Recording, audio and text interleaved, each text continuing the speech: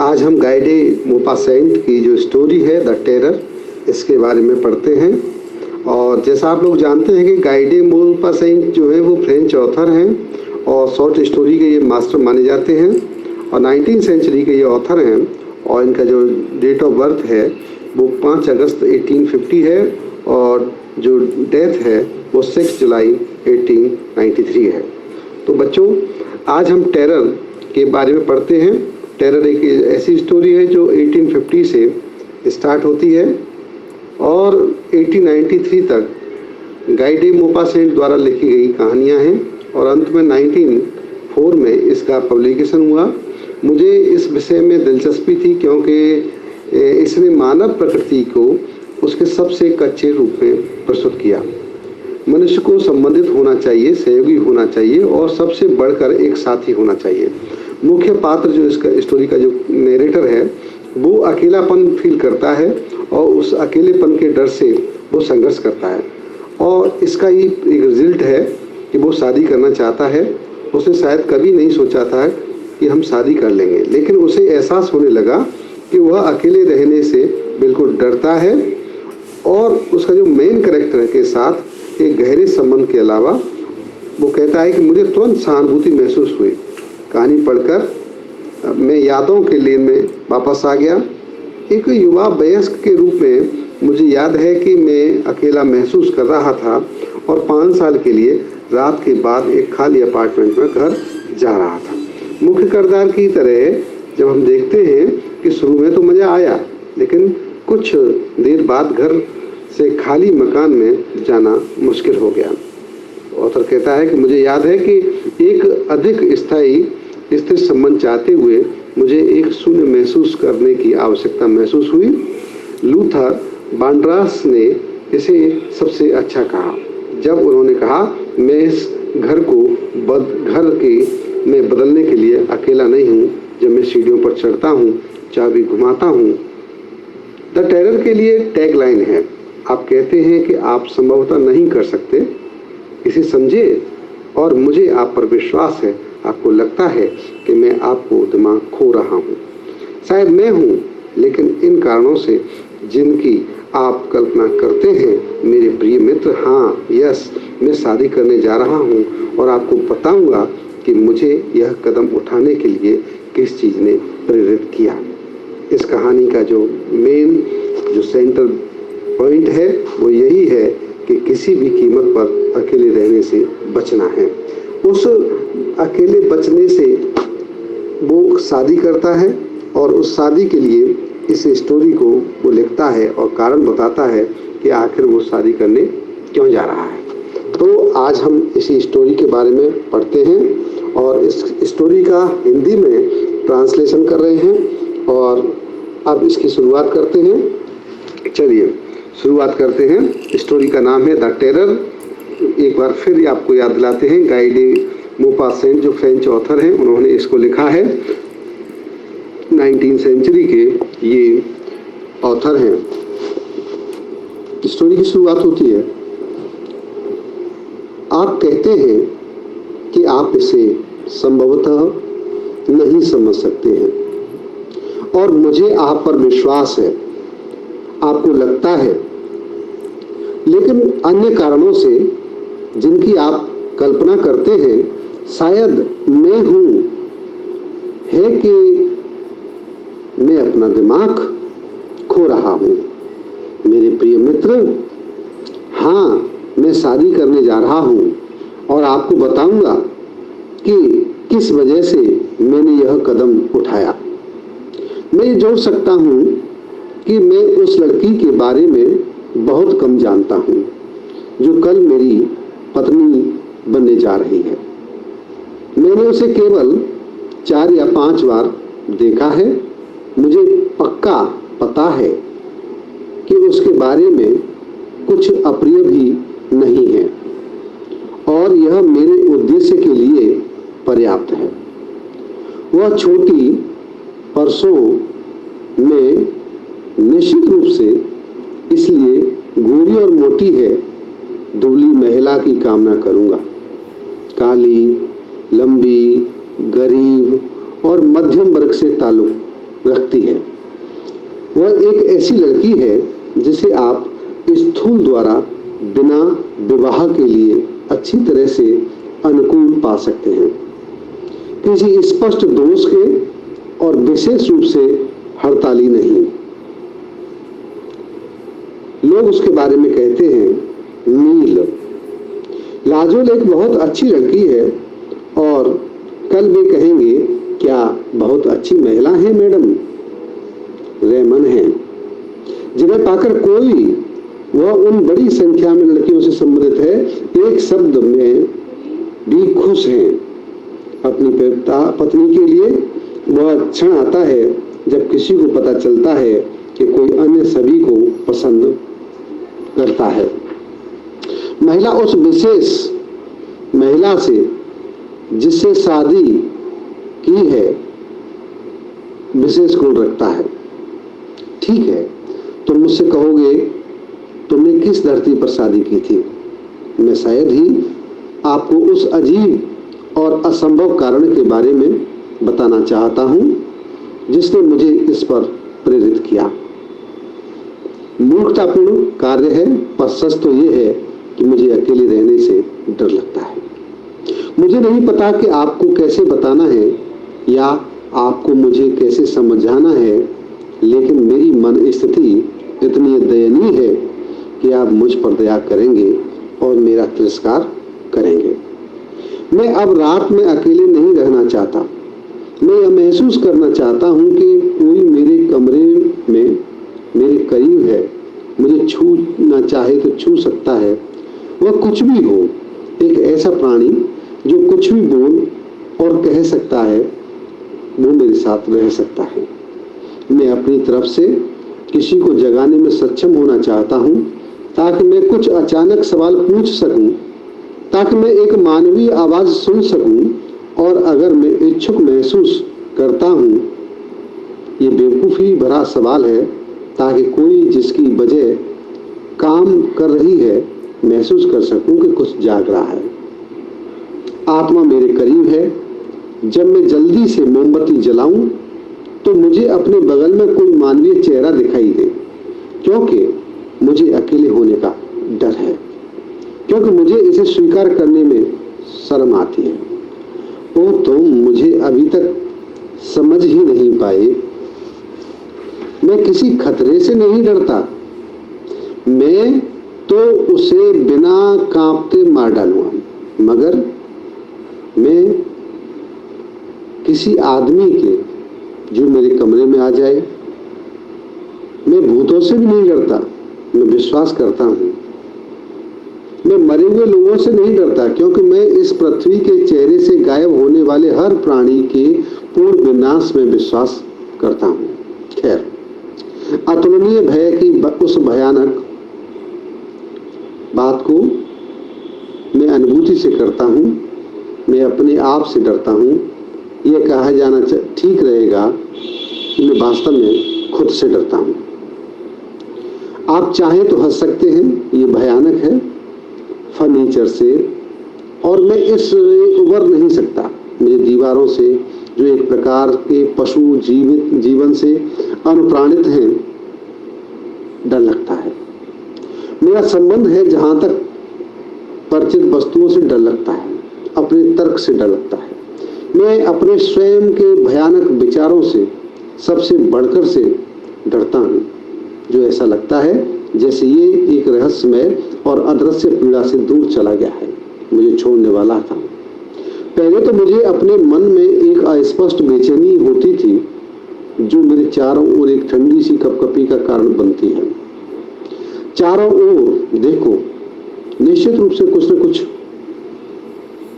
ना ही देखा जाने वाला चीज है, और मेरी इच्छा है वहां कुछ था नहीं। क्या बात है, जब तक कि यह कुछ ठोस था, मैं केवल इसलिए भयभीत हूं क्योंकि मैं यह नहीं कर सकता। मेरे अपने आतंक को समझो। अगर मैं बोलता हूं तो मुझे अपनी आवाज से डर लगता है। अगर मैं चलता हूं तो मुझे डर है कि मुझे नहीं पता कि दरवाजे के पीछे कौन है, या फिर मेरे बिस्तर के नीचे क्या है।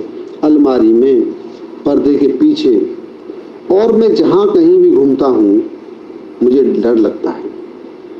हर समय मुझे पता है कि कहीं कुछ भी नहीं है और मैं इसे जानता भी हूँ, फिर भी मेरे अंदर डर बैठ गया है। मैं उत्तेजित हो जाता हूँ, मुझे लगता है कि मेरा डर बढ़ गया है और इसलिए मैं अपने आप को अपने नीचे और वहाँ और कपड़ों के नीचे छिप जाता हूँ, बिस्तर पर लेट जाता हूँ, कमरे में बंद कर लेता हूँ। मैं निराशा में अपनी आंखें एक गेंद की तरह बंद कर लेता हूँ और इस तरह रहता हूँ जैसे मेरी मोमबत्ती मेरे बिस्तर के पास मेरी मेज पर जल रही है। अनिश्चित समय के लिए मैं ऐसा करने की हिम्मत नहीं करता। मैं बिस्तर से उठ भी नहीं सकता और मुझे इसे बाहर रखना चाहिए। ये बहुत भयानक है ऐसा होना, है ना? पहले मुझे ऐसा कुछ भी महसूस नहीं होता था। मैं काफ़ी शांति से घर आता था और अपने मन की शांति को भंग किए बिना अपने अपार्टमेंट के ऊपर और नीचे चला जाता था।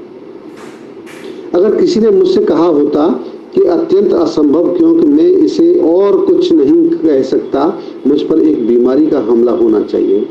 ऐसा मूर्खत, भयपूर्ण और भयानक रोग मुझे एक मुफ्त हंसना चाहिए था। मैं जैसा कि यह है इसे बंद धीरे बिस्तर पर चला गया। निश्चय ही अंधेरे में दरवाजा खोलने से कभी नहीं डरता था। मैं धीरे और रात के मध्य में यह सुनिश्चित करने के लिए कभी नहीं उठा कि सब कुछ मजबूती से किए बिना बंद हो गया होगा। यह पिछले साल का एक नम शरद ऋतु की शाम को जब बहुत सी अजीब तरीके से शुरू हुआ। जब मेरा नौकर खाना खाने के बाद कमरे से निकल गया तो मैंने अपने आप से पूछा कि मैं क्या करने जा रहा हूँ। बिना किसी कारण मैं कुछ समय के लिए अपने कमरे में ऊपर और नीचे चला गया। थकान महसूस कर रहा था कि पढ़ने के लिए ऊर्जा के बिना थी। एक और यहाँ तक काम करने में असमर्थ था। निराशा के उन हमलों में से एक का शिकार और मैं दुखी महसूस कर रहा था। अच्छी बारिश हो रही थी। यह बात करने के लिए इच्छुक जो हमें रोने बिना किसी स्पष्ट कारण के महसूस करना चाहें, वो ताकि हमारी निराशा को दूर किया जा सके, किसी से भी हो। मुझे लगा मैं अकेला हूँ और मेरे कमरे में मुझे पहले से कहीं ज़्यादा खाली लग रहा था। मैं अनंत और लेकिन एक तरह में बैठ गया, भारी एकांत के बीच में था। मुझे क्या करने की जरूरत थी मैं नहीं समझ पा रहा था, क्योंकि मैं नर्वस था। अधीरता मेरे पैरों को प्रभावित कर रही थी। शायद इसलिए मैं उठा और फिर चलने लगा। मैं जैसा कि अक्सर धीरे धीरे चलता था और मुझे लगा जैसे मैंने अपने आप को जकड़ लिया है। अपने हाथों के लिए बुखार से ग्रसित था, लगभग एक दूसरे को जलाते हुए प्रतीत हो रहा था। धीरे चलने पर प्रतीत होता था। एक अचानक मेरी पीठ पर एक कपकपी सी दौड़ी। उस साल पहली बार मैंने सोचा कि नम हवा मेरे कमरों में घुस गई होगी और फिर से बैठ गया और आग की लपटों को देखा। लेकिन जल्द ही मुझे लगा कि मैं बार बार आग जलाए जा रहा हूँ और इसलिए मैंने फिर से उठकर बाहर संभवतः चुप नहीं रह सका, यानी खुद को एक साथ खींचने और मेरे साथ रहने के लिए एक दोस्त खोजने का फैसला किया। मुझे लगा मेरा दोस्त होना आवश्यक है। मुझे कोई नहीं मिला, इसलिए मैं किसी परिचित या अन्य से मिलने की कोशिश करने के लिए बुलेवार्ड चला गया।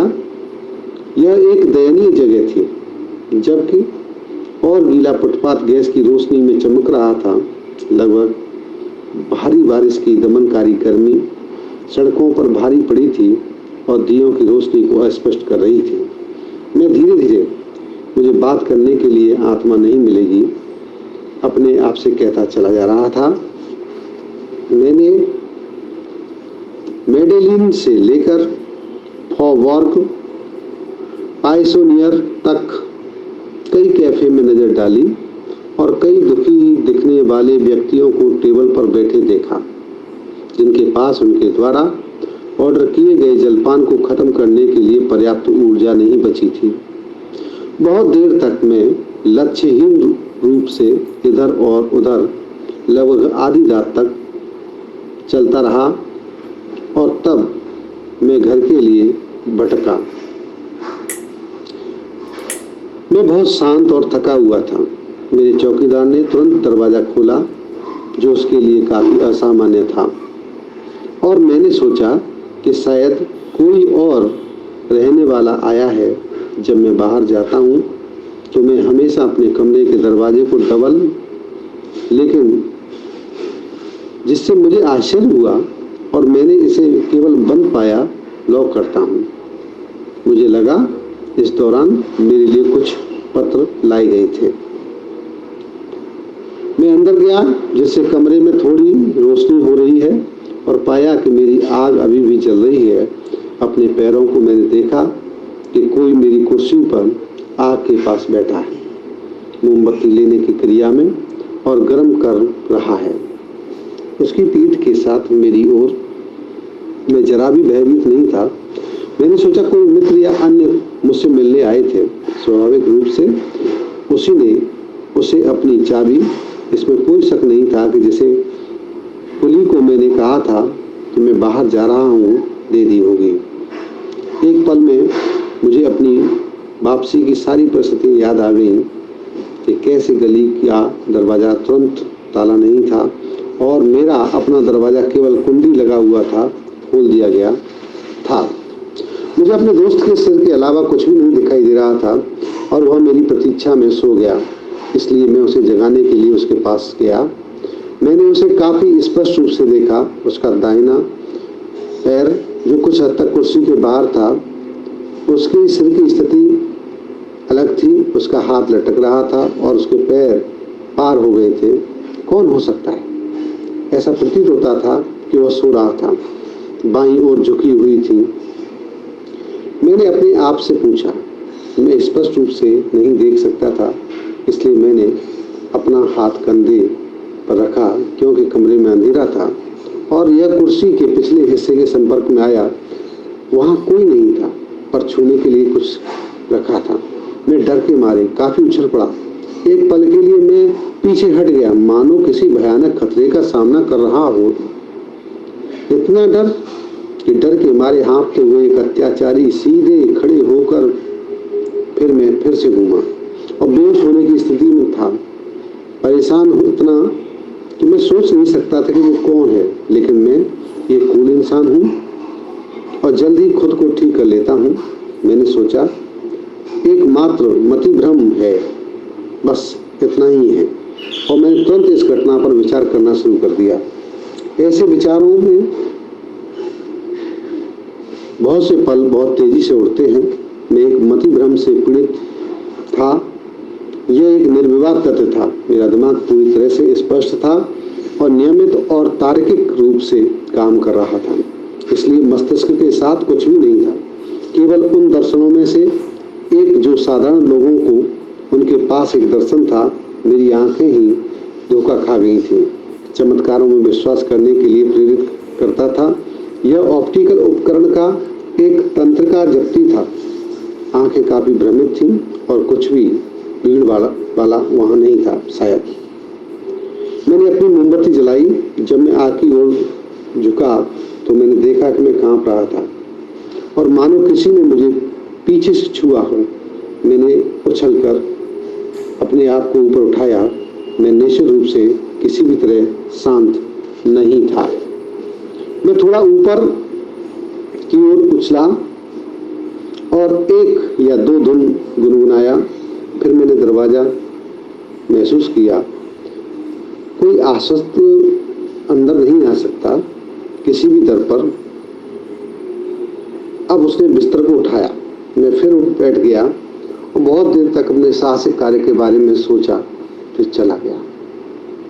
मेरी रोशनी कुछ मिनटों के लिए सब कुछ चली, लेकिन अचानक मैं चुपचाप अपनी पीठ पर लेट गया और मैं अपनी तरफ मुड़ गया। अदम्य इच्छा ने मुझे कमरे के चारों ओर देखने के लिए पकड़ लिया। मेरी आँख लगभग बुझ चुकी थी और कुछ चमकते अंगारों ने कुर्सी के पास फर्श पर एक फीकी सी रोशनी डाली। जहाँ मैंने देखा तो मैंने उस आदमी को फिर से वहीं बैठे देखा। मैंने जल्दी से एक मैच मारा और मैं उठा। वहाँ कुछ भी नहीं था, हालांकि मुझसे गलती हुई थी। मैंने सोने की कोशिश की, अपने बिस्तर के पीछे कुर्सी छिपा दी, क्योंकि कमरे में अब अंधेरा जा रहा था पहले की अपेक्षा। जब मैंने सपने में वो सारे नज़ारे देखे जो खुद को 5 मिनट से ज़्यादा नहीं भूला था और मोमबत्ती स्पष्ट रूप से देखा जैसे कि वास्तविकता हो, मैं एक शुरुआत के साथ उठा, फिर से सोने बिस्तर पर बैठ गया। मोमबत्ती जलाने की कोशिश करने का प्रयास भी नाकाम रहा। दो बार मैंने खुद के बावजूद कुछ पलों के लिए नींद ने मेरे ऊपर असर डाला और मैं कुछ पलों के लिए सोया। हालांकि वही बात फिर मैं सोचने लगा। जब तक मैंने सोचा कि मैं पागल हो रहा था, जब दिन टूटा मैं ठीक हो गया। दोपहर तक चैन से सो गया, सब कुछ सही जा रहा था। मुझे बुखार था, मुझे बुरा सपना था, लेकिन फिर भी मुझे लगा कि मैं एक महान व्यक्ति हूँ। मुझे पता नहीं क्या हो गया, पर मैं वास्तव में बीमार था। एक चीज और स्पष्ट हो गई कि मैं मूर्ख था। मैंने उस शाम भरपूर आनंद उठाया। मैंने एक रेस्टोरेंट में भोजन किया और बाद में एक थिएटर गया। मुझे एक बार फिर से अपने घर जाना था। जैसे ही मैंने घर जाना शुरू किया, बेचैनी की अजीब भावना मेरे ऊपर प्रभावित होने लगी। मैं उसे फिर से देखने से डरता था। मैं उससे नहीं डरता था, उसकी उपस्थिति से डरता था, लेकिन मुझे फिक्र थी जिसमें मुझे विश्वास नहीं था कि कोई न कोई ऐसा है जिसकी वजह से मैं डरा हुआ हूँ। कुछ ताज़ा मतिभ्रम से डरते हैं, कहीं यह डर मेरे ऊपर कब्जा न कर ले। इसलिए 1 घंटे से भी ज़्यादा मैं फुटपाथ पर यह महसूस करते हुए टहल रहा था कि वास्तव में मैं टहल रहा हूँ, अब मुझे घर लौट जाना चाहिए। मैंने इतनी जोर से सांस ली कि जो एक मूर्ख व्यक्ति लेता है, मैं मुश्किल से ऊपर उठ सका और तभी अचानक मुझ में एक साहसी आवेग आया। अपने दरवाजे के बाहर 10 मिनट से ज़्यादा खड़ा रहा और हाथ में मोमबत्ती लेकर, जो मेरी इच्छा तीव्र प्रकट हुई थी उसके द्वारा, मैंने अपनी चाबी ताले में डाली, अपार्टमेंट में गया। मैंने खुले और बेडरूम के दरवाजे को लात मारी जो आंशिक रूप से खुला हुआ ही था। क्या राहत और क्या खुशी! और चिमनी की ओर भयानक नजर डाली। वहां कुछ भी नहीं था। आह! लेकिन मैं पूरी तरह आश्वस्त नहीं था। नीचे चला मैं तेजी से और निडरता से। ऊपर क्या आधार है काम करने का? कूद के साथ घूमता रहा, उछल कूद करता रहा और इसी परछाई ने मुझे बेचैन कर दिया। मैं बहुत बुरी तरह से सोया। वह सब नहीं, लेकिन उसे नहीं देखा।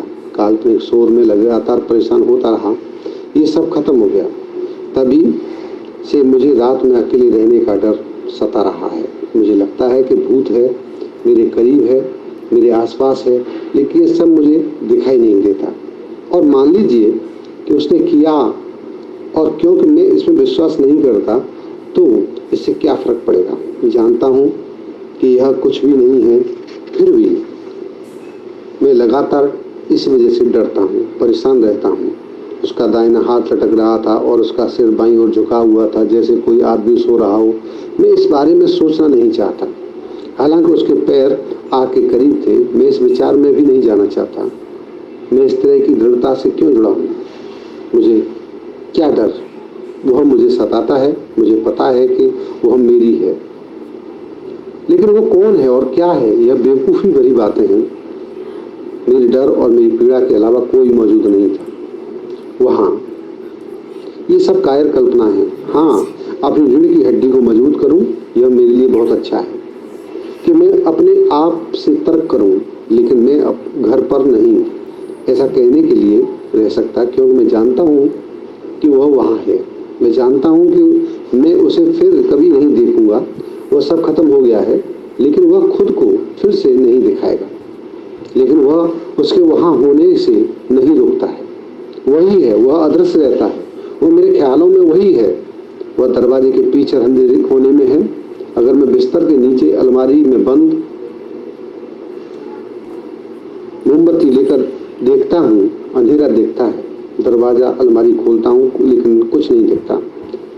मुझे लगता है कि वह स्थानों पर रोशनी डालता हूँ तो वह वहाँ नहीं रहता, मेरे पीछे है। मैं पलट कर निश्चय करता हूँ कि वह है, लेकिन इस सब के लिए और फिर कभी नहीं देखूंगा कि मैं उसे न देखूं। पीछे देखने वाला कभी नहीं दिखता। यह मूर्खतापूर्ण शब्द हैं, इनसे मेरी मदद नहीं की जा सकती, लेकिन मुझे क्या करना है ये भयानक है। लेकिन अगर हम में से दो उस जगह पर होते तो मुझे यकीन होता है कि वह अब और नहीं रहेगा, सिर्फ और सिर्फ इसलिए रहता है कि मैं अकेला हूँ, क्योंकि वह वहाँ इसलिए रहता है क्योंकि मैं अकेला हूँ। डियर स्टूडेंट्स, ये इस चैप्टर की स्टोरी है। इस स्टोरी से हमको ये पता चलता है कि जो ऑथर है उसके मस्तिष्क में एक काल्पनिक भय है, और उस काल्पनिक भय के कारण नैरेटर शादी करने की इच्छा जताता है। उसको लगता है कि अगर उसके साथ कोई और रहेगा तो उसका जो भय है वो कम हो सकता है। मुझे उम्मीद है कि आपको ये स्टोरी जरूर पसंद आई होगी। अगर पसंद आई हो तो इसे आगे जरूर शेयर करें।